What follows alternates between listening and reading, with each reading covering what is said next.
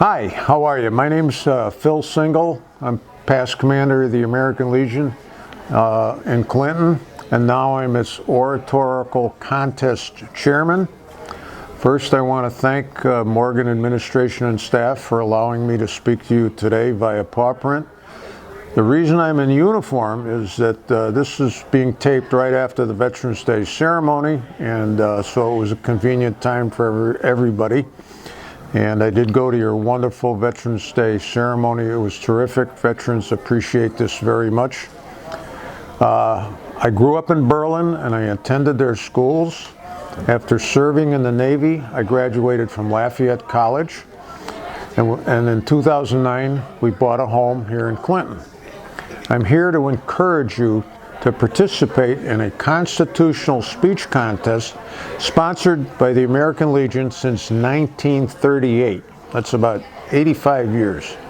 This program has helped develop knowledge of and appreciation for the brilliance of the U.S. Constitution.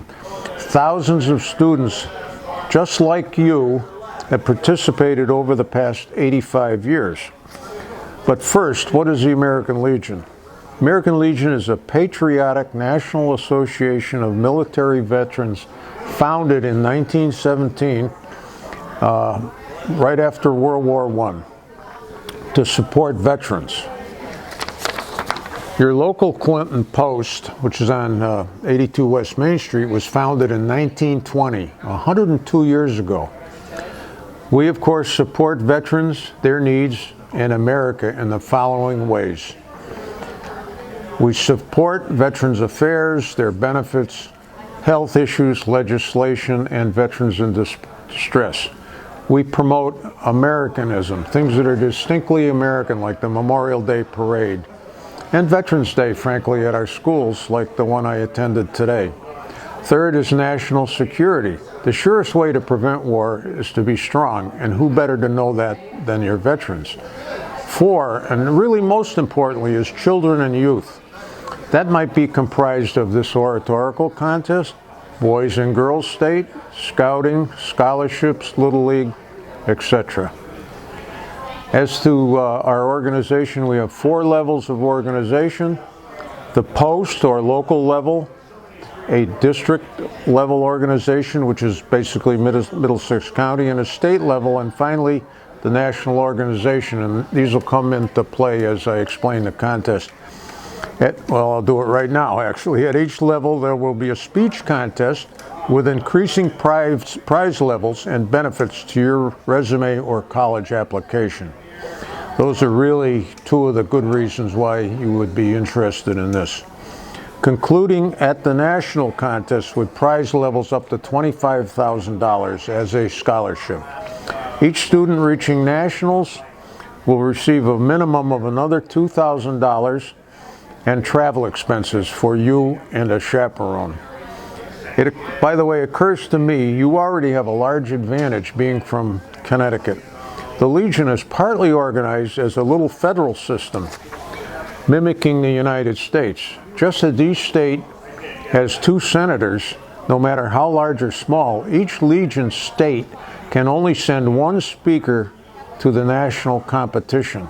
Huge states, Texas, New York, etc., have hundreds of students competing to be their 1 state winner. Connecticut, being a small state, may only have a few dozen at most competing to get to our state contest, and it could be even less.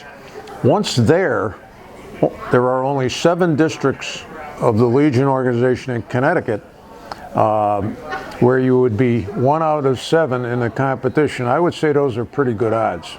Only Rhode Island and Delaware give speakers better odds. I'll now cover the key points you should know. But first, what are the largest obstacles to your participation?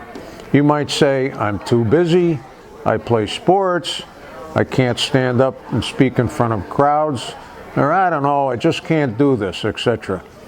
So I submit your largest obstacle is you, yourself.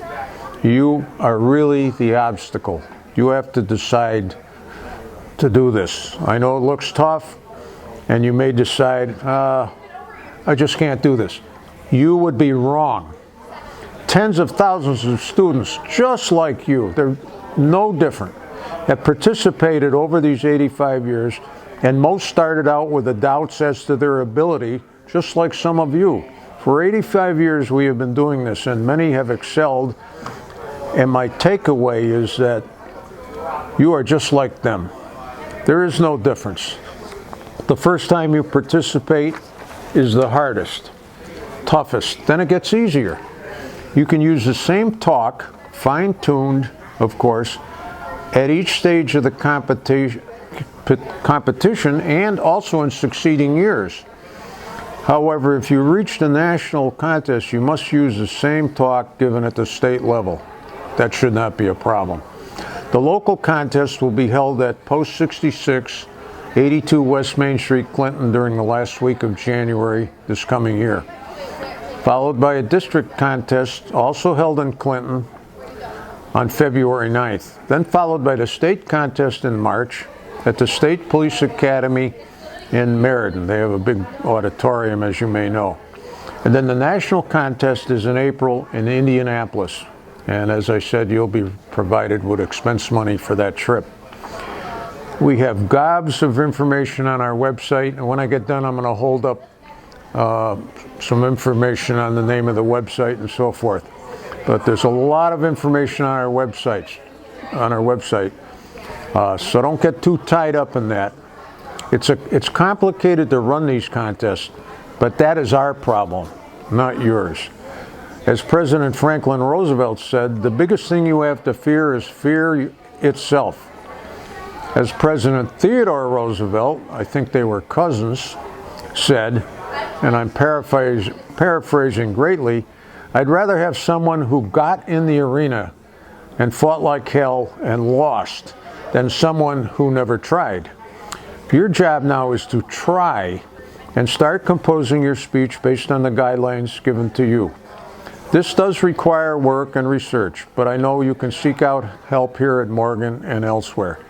Keeping in mind your composition has to be original. Don't rule yourself out by deciding you can't do this and therefore don't try. Many people fail this way.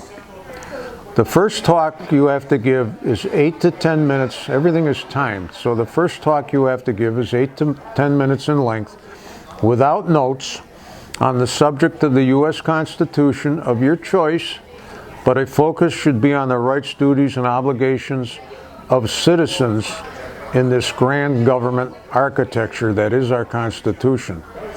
After the 8 to 10 minute orations are finished, the rotation will begin again, and when your turn comes up, you will be asked to speak on the history and importance of the selected constitutional amendments and its relation to our rights and freedoms.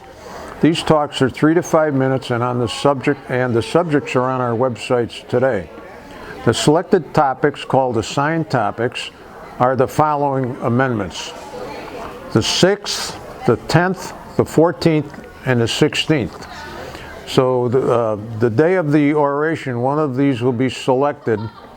Then each contestant will speak on that same choice to keep it fair. Speakers will not be able to hear any of the other talks. Each participant will be isolated, and a group of 3 judges will decide the winner. Who is eligible? There is no lower age limit or grade limit. Most students, of course, come from a high school setting, with homeschoolers eligible also. The younger you start, the better. If you start in 9th grade and stick with this, you should be pretty good as a senior.